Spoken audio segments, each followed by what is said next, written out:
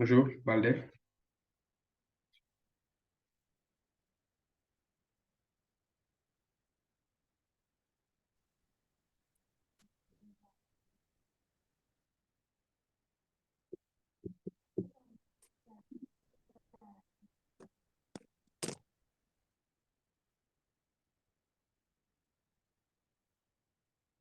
Vous me recevez, Balde?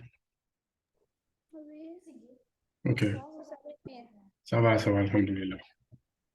Ok. Bon, comme d'habitude, on peut déjà démarrer, quoi. Je projette. Yow xamoo sa phrase déclarative boobu ba tey lañu lay coow.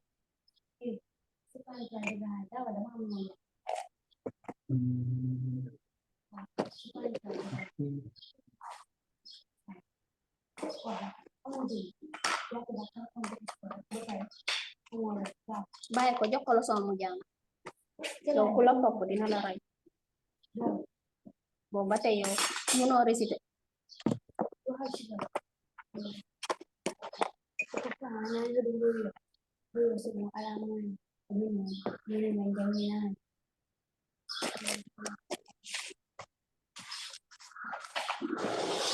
Voilà. Donc, comme on l'avait prévu, on va attaquer les TP restants du chapitre 8. On avait fait le premier, donc là, on va attaquer le deuxième, c'est le TP 8325. Alors, donc, ce TP parle de l'utilisation de la commande show, d'accord, de la commande show de Cisco iOS, n'est-ce pas? Bon, si tu l'accompagnes, on va vérifier. Oui. Utilisation de Cisco iOS, voilà. Donc, c'est l'utilisation de Cisco iOS. Voilà. Alors, donc, les objectifs, c'est quoi? C'est d'établir une session de terminal sur un commutateur via le port console afin d'explorer ce qu'on appelle les fonctions d'aide et les différents modes d'exécution, n'est-ce pas? Alors maintenant, à l'étape 1, on nous demande de raccorder le PC1 au commutateur via un câble console. Donc, pour cela, on nous dit qu'il faut cliquer sur l'icône de connexion située dans le coin inférieur, ainsi de suite, de cliquer sur le câble console, ensuite de sélectionner sur PC1, puis sélectionner l'option de connexion sur RS232, de faire glisser l'autre extrémité vers le commutateur S1, puis de cliquer sur le commutateur et de faire apparaître la liste des connexions. Et au niveau du commutateur, on va sélectionner donc le port console. Donc là, on sélectionne les câbles. Le câble console, il est là. Sur le PC, donc, on va choisir le port RS232. Et au niveau du switch, on va choisir le port console. Alors, à l'étape 2, on nous demande d'établir une session avec S1. On va cliquer maintenant sur le PC1, puis de sélectionner l'onglet Desktop. Ensuite, on clique sur l'application Terminal et de vérifier les paramètres port de configuration par défaut, si elles sont correctes ou pas. N'est-ce pas? Et ensuite, on nous pose la question à savoir quelle est la valeur du paramètre des bits par seconde. Donc, si on vient sur le PC ici, je clique sur le PC.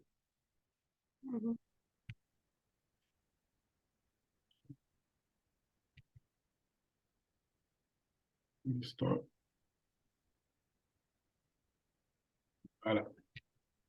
Donc, on va sur Desktop. Et là, si on vient sur Terminal, les paramètres sont là. Bit per seconde, data bit, parity, stop bit, flow, flow control. Alors, ça, c'est les configurations par défaut. Maintenant, on nous demande quelle est la valeur du paramètre de bits par seconde. Donc, ça, c'est le 9600 qui est là. C'est cette valeur qui est là par défaut. On la laisse. Ensuite, on nous dit de cliquer sur OK pour accéder maintenant au terminal du switch. Donc, en cliquant sur OK, automatiquement, c'est cette fenêtre qui apparaît. Là. Alors, l'écran qui s'affiche peut contenir plusieurs messages. Appuyez sur Entrée pour continuer. Donc, si on clique là sur Entrée, on a S1 avec un chevron. On nous dit maintenant quel est l'invite affiché à l'écran. C'est-à-dire quand le switch est sur ce mode-là. Là. Ça, c'est quel mode? Donc, c'est ce qu'on nous pose ici comme question. Quel est l'invite qui s'affiche à l'écran? Donc, sur ce mode, on l'appelle le mode de configuration utilisateur, le mode d'exécution utilisateur. Donc, ça, c'est le mode d'exécution utilisateur qui s'affiche automatiquement là. C'est comme ça qu'on l'appelle. Alors, à l'étape 3, on nous demande de découvrir l'aide iOS. L'iOS, donc, pour fournir de l'aide plutôt sur les commandes en fonction du niveau auquel l'utilisateur accède. Donc, on peut parler du niveau d'exécution utilisateur, comme ici. On a un autre mode que l'on appelle le mode d'exécution privilégié et le mode de configuration globale, n'est-ce pas? L'invite actuellement affiché est appelé le mode d'exécution utilisateur, comme on l'a dit tout à l'heure. Et le périphérique, on nous dit, le périphérique attend une commande. Exactement. Donc, sur ce mode, le switch ne fait rien. Donc, tant que l'utilisateur ne saisit rien, donc le switch reste en attente. La forme la plus simple donc, de l'aide consiste à entrer un point d'interrogation pour savoir, sur ce mode-là, quelles sont les différentes commandes qu'on peut exécuter au niveau du switch. Déjà, si on met point d'interrogation, automatiquement, en mettant le point d'interrogation, on a un ensemble de commandes que l'on peut exécuter sur le switch à ce niveau, en étant en mode d'exécution utilisateur. Et première question, on nous dit quelle commande commence par la lettre C. Donc, si on regarde ici, la première commande qu'on a et qui commence par la lettre C, c'est quoi? C'est la commande connect qui est là. Connect. Donc, on répond par connect. Alors, petit b, à l'invite, saisissez petit t suivi d'un point d'interrogation. Donc, toujours, je suis là, je mets un petit t, puis je mets point d'interrogation. Alors, en mettant petit t point d'interrogation, il y a quelques commandes aussi qui apparaissent. Des commandes qui commencent par la lettre T. Et on nous dit quelles sont les commandes affichées. Donc, en étant en mode d'exécution utilisateur, les commandes qui commencent par T sont la commande telnet, la commande terminal et la commande traceroute. Voilà. Donc, petit c, on nous dit à l'invite, saisissez maintenant TE suivi d'un point d'interrogation. Donc, cette fois-ci, on ajoute E et on met point d'interrogation. Et cette fois-ci, en mode exécution utilisateur, les commandes qui commencent par TE sont la commande telnet et la commande terminal. Donc, on a TE. Ici aussi, on a TE. Voilà. Ce type d'aide est appelé quoi? Aide contextuelle, c'est-à-dire le fait d'utiliser donc le point d'interrogation.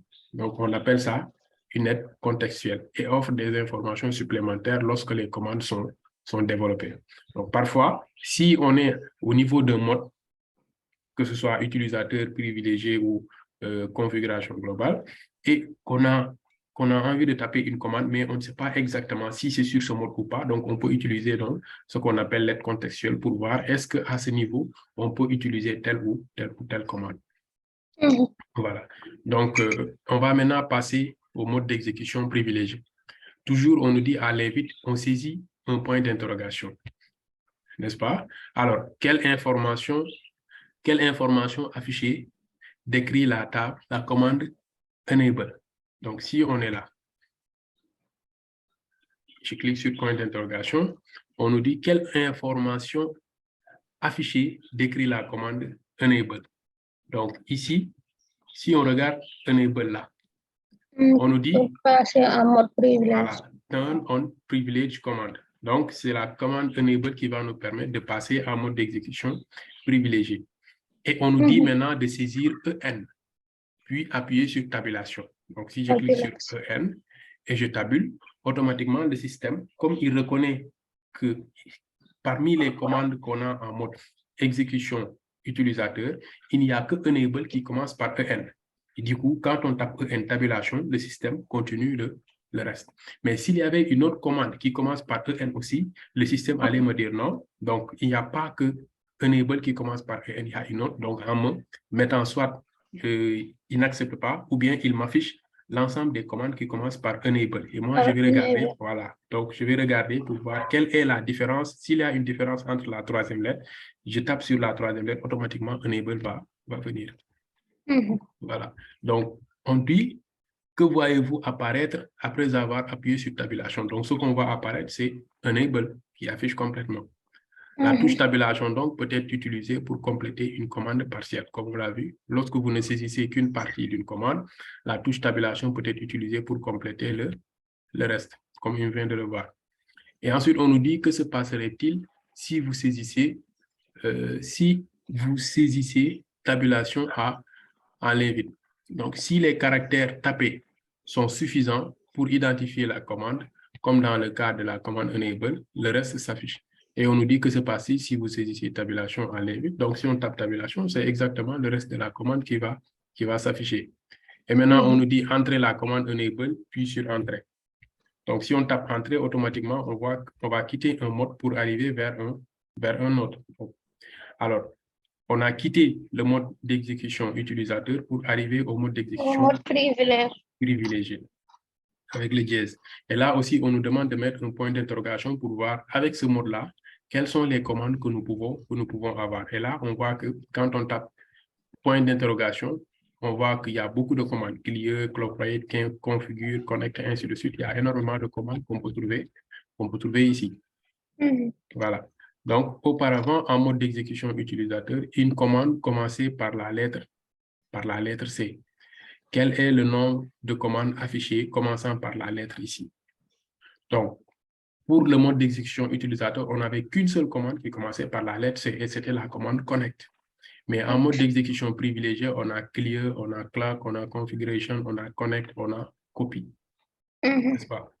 Alors, conseil, pour afficher uniquement les commandes commençant par C, vous pouvez saisir ces points d'interrogation.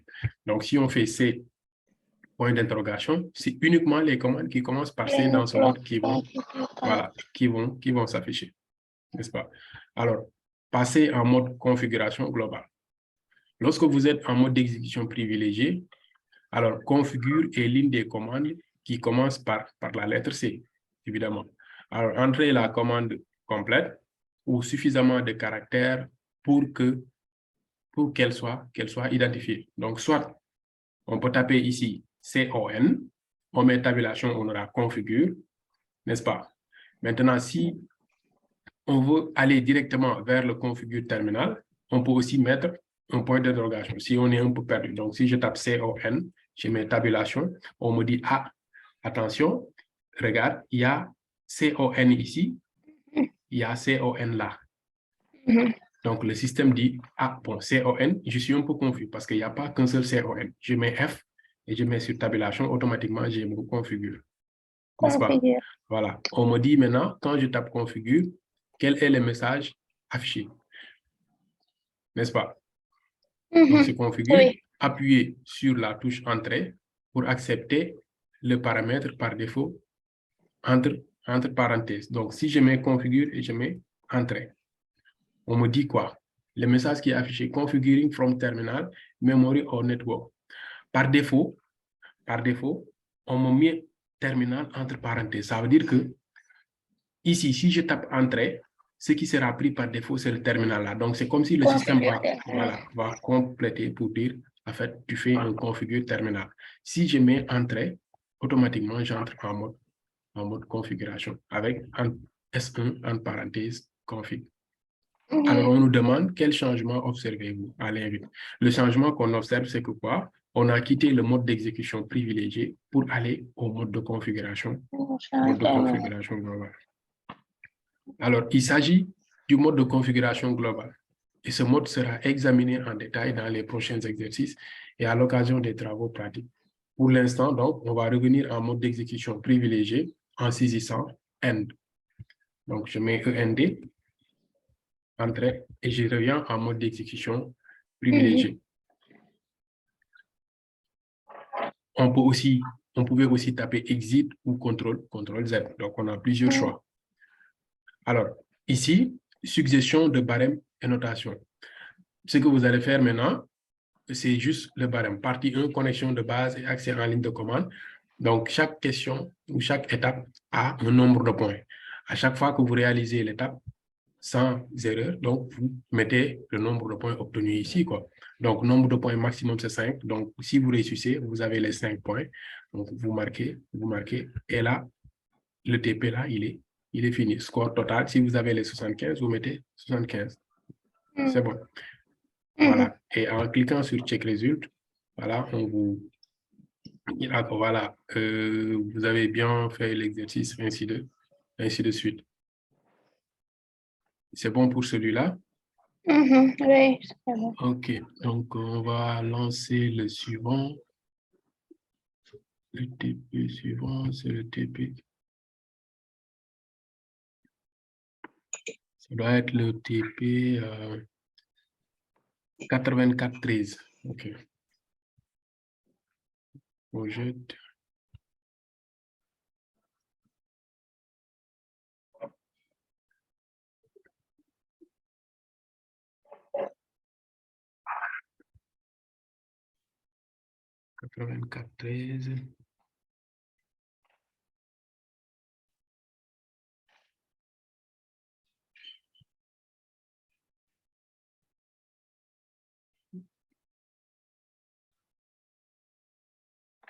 Voilà.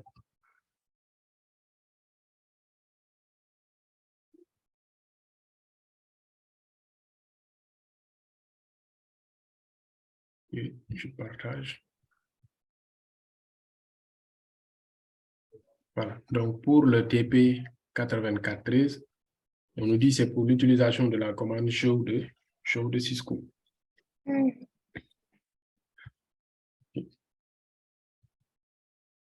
Alors, on nous dit le contexte, c'est quoi? Les commandes show de Cisco iOS sont très souvent utilisées lorsque vous travaillez avec des équipements Cisco au cours des travaux pratiques. Donc, vous utiliserez les commandes show sur un routeur se trouvant chez un FAI, donc fournisseur d'accès Internet, ou ISP, Internet Subscriber, ainsi de suite. Alors, connexion au routeur Cisco 1949 du FAI. On nous dit que lorsque... quelqu'un qui demande s'il y a le code pour assister à la réunion, je ne sais pas la manière dont il a fait. Le code, non. Bon, il clique juste sur le lien.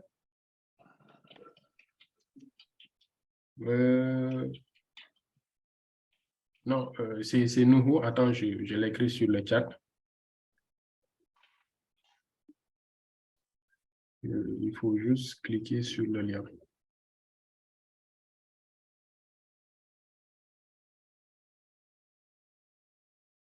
Voilà. Alors, donc la connexion au routeur Cisco 1941. Lors de cette étape, on nous dit que vous utiliserez le logiciel d'émulation du terminal, le FAI. Alors, cliquez sur ISP PC. Donc, ISP PC, il est là. On clique dessus et on nous demande d'aller sur l'onglet Desktop. Donc, on y va. Après terminal. Voilà, sur Desktop. Ensuite, sur Terminal. Terminal, Toujours, on demande la configuration par défaut. On clique sur OK pour continuer. Alors, une fois que ceci est fait, on accepte maintenant l'invite ISP router, donc sera affiché. Donc ici, quand on regarde, on va cliquer sur Entrée, là, et automatiquement, on voit ISP router qui s'affiche. Indique que vous êtes en mode d'exécution utilisateur. Appuyez sur Entrée sur l'invite, ne s'affiche pas. Voilà, donc on a appuyé sur Entrée et l'invite est là, ISP router, comme on nous avait dit. À l'étape 2, on nous demande maintenant de découvrir les commandes show. Utilisez les informations affichées en réponse aux commandes show suivantes pour répondre aux questions. D'abord, on tape la commande show ARP en l'invite. Donc, show ARP, puis Entrée. Alors, quand on tape show ARP, on nous demande de noter les adresses MAC et IP indiquées. Donc, ça, vous le faites. Donc, en tapant show ARP, on voit qu'il y a une adresse IP qui est là, 209.165.201.1. Donc, hardware Ethernet, donc ça est là, l'adresse MAC qu'on a vu, c'est là. Et ça, c'est sur quelle interface? On a sur l'interface Gigabyte Ethernet 0/0/0. Donc, cette interface-là, son adresse MAC est là, et l'adresse IP qui a été allouée à l'interface est là, 209.165.201.1. 1. Toujours, on dit maintenant de saisir show flash à l'invite. Donc, je fais show flash. Là, en tapant show flash, n'est-ce pas, on nous dit noter l'image iOS indiquée. Alors, ok, j'admets. Voilà, on nous demande de noter l'image iOS indiquée. Alors ici, on voit quand on tape show flash, donc on a ces trois éléments-là à l'intérieur. Donc ici, ça c'est un fichier XML. Les deux là sont des fichiers XML, mais l'image en tant que telle, c'est là où on voit 5900 universel, ainsi de suite, ce soit le fichier d'image iOS. Okay. N'est-ce pas? Alors, on nous dit, saisissez show IP root à l'invite. Donc, toujours, on met un show IP root, puis entrée. En tapant show IP root, on nous dit combien de routes figurent dans la table. Okay. Alors, ici, quand on regarde, il y a des codes qui nous permettront de savoir, en fonction des réponses que nous aurons ici, nous sommes dans quel cas de figure. Parce que si on voit ici, si on voit un code L, ça veut dire que c'est un lien local. Si on voit un C, ça veut dire que c'est connecté. Un S, ça veut dire qu'on a fait du routage statique. Un R, ça veut dire qu'on a utilisé le protocole de routage RIP. Un M, c'est du mobile. Le B, ça veut dire que c'est du protocole BGP, ainsi de suite. N'est-ce pas? Maintenant, là, quand on regarde, Gateway of Last Resort is not set. On voit ici les codes que nous avons, c'est quoi? C'est C, n'est-ce pas? Pour dire que, alors, le 209.165.201.0, c'est une adresse de réseau qui est directement connectée à l'interface Gigabit Ethernet 0/0. Et le lien, c'est que l'adresse 209.165.201.1/32 est directement connectée à l'interface. Donc, on n'a qu'une seule adresse réseau, mais on n'a pas une table de routage qui est déjà informée avec des routes bien spécifiques. Bien spécifique. Voilà. Alors, donc, c'est ici la commande show interface, la commande qui nous reste. On va faire un show interfaces. Quelle interface fonctionne correctement? Parmi toutes ces interfaces, la commande show interface, on l'a tapé, mais si on regarde, on a ici l'interface Gigabit Ethernet 0/0, on nous dit is up. La commande, elle est activée, n'est-ce pas? Alors, cette interface a l'adresse IP 209.165.201.1/27, n'est-ce pas? Maintenant, vérifions pour les autres interfaces. Si je vois le Gigabit Ethernet 0/1, on nous dit que is administratively down. Donc, c'est une interface qui est en mode down, donc qui ne fonctionne pas. On continue.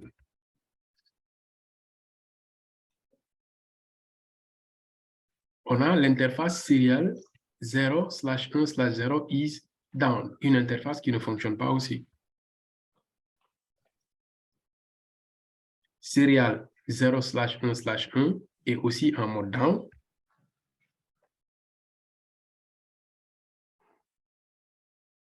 Et c'est fini.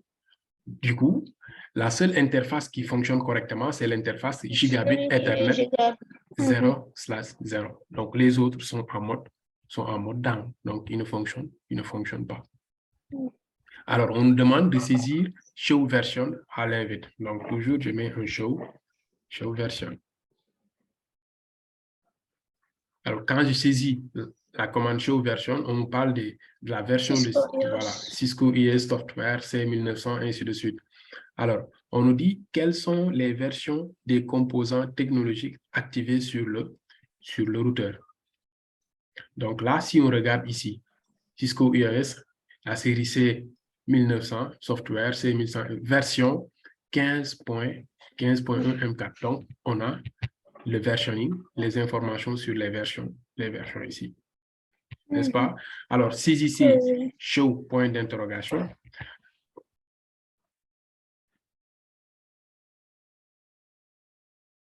alors je fais un show, puis point d'interrogation.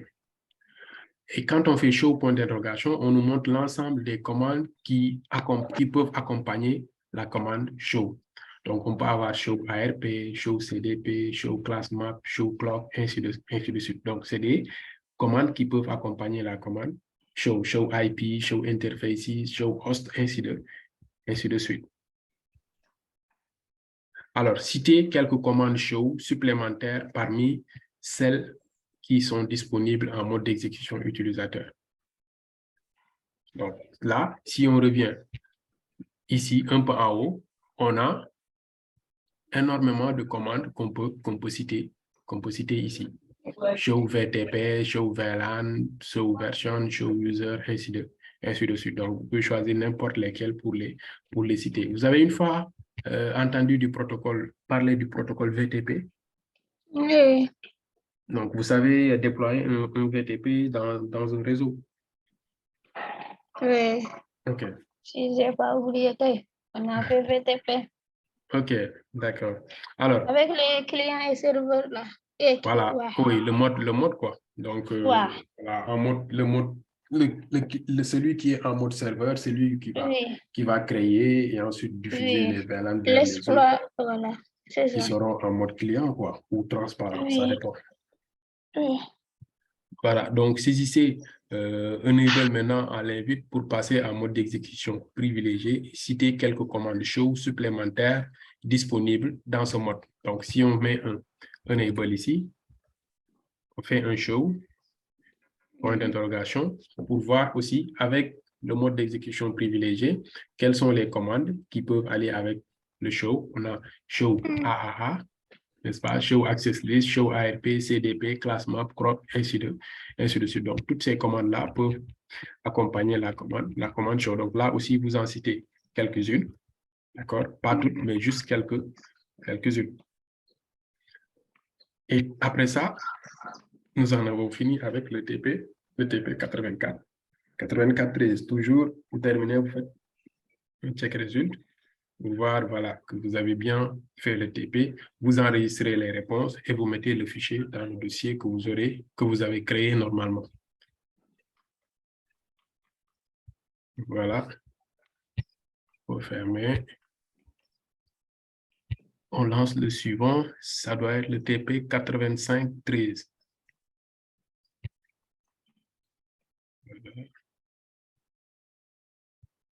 TP 85.13. OK, c'est ça. Mise en œuvre de la connectivité de base. Donc, on a notre architecture qui est là. Voilà, notre architecture est là. La table d'adressage qui est déjà là. Sur S1, on a défini le VLAN 1, l'interface VLAN 1 qui a l'adresse 192.168.1.253 avec le masque par défaut, adresse de classe C. Même chose sur S2 aussi, interface VLAN 1 avec l'adresse 1.254, masque par défaut, c'est une adresse de classe C. Et le PC1 à l'adresse 1.1, le PC2 à l'adresse 1.2, toujours avec leur masque par défaut, classe C. Alors, partie 1, on nous demande d'effectuer quoi? La configuration de base des commutateurs S1 et S2. Donc, à l'étape 1, on nous dit d'aller sur S1 de configurer S1 avec le nom d'ordre. Donc, le switch 1, il est là. Le switch 1, il est là.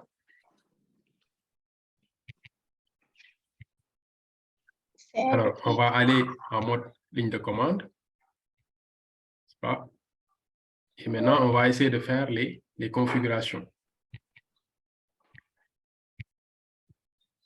Voilà. Donc, on nous demande de taper Enable. Donc, on met Enable pour aller en mode d'exécution privilégié. N'est-ce pas? On nous dit de faire un configure terminal parce que pour faire des configurations, il faut qu'on entre dans le mode de configuration globale. Pour ça, c'est la commande configure terminal. Alors, pour changer le nom, on nous dit d'attribuer le nom S1 à notre switch. Donc, pour ce faire, il y a juste la commande hostname, puis on donne le nom S1.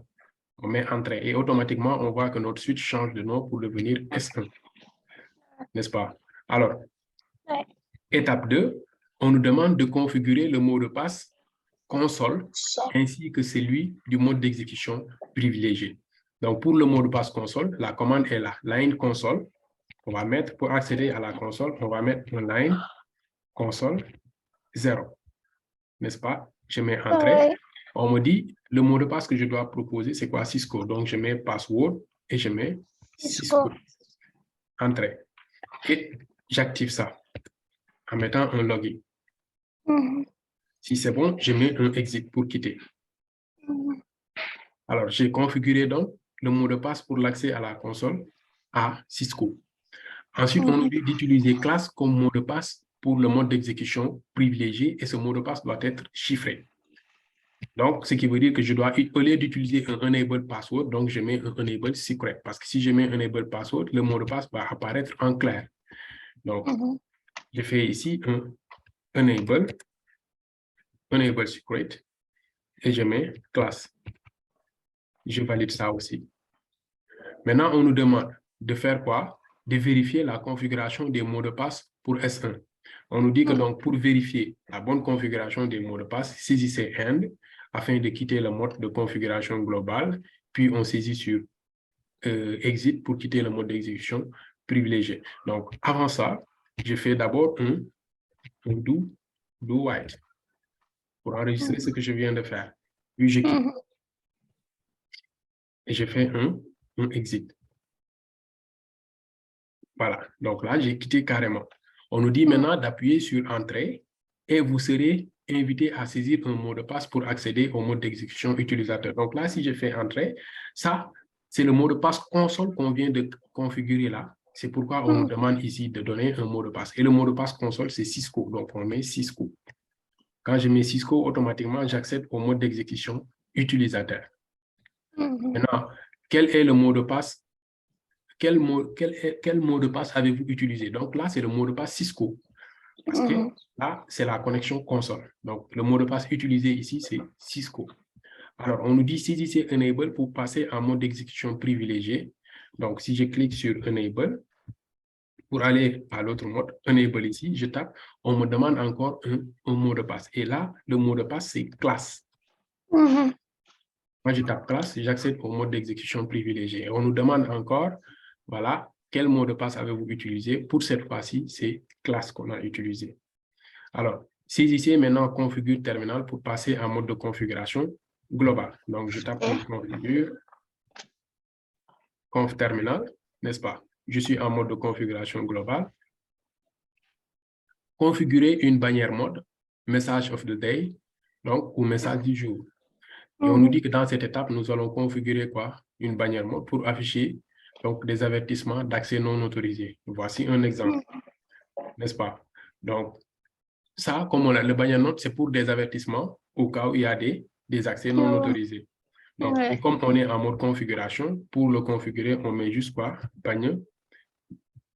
Bannière mode, n'est-ce pas? Et ensuite, on va ouvrir les guillemets et donner le message qui va s'afficher. Dans ce cas-là, lorsqu'il y a des accès non autorisés.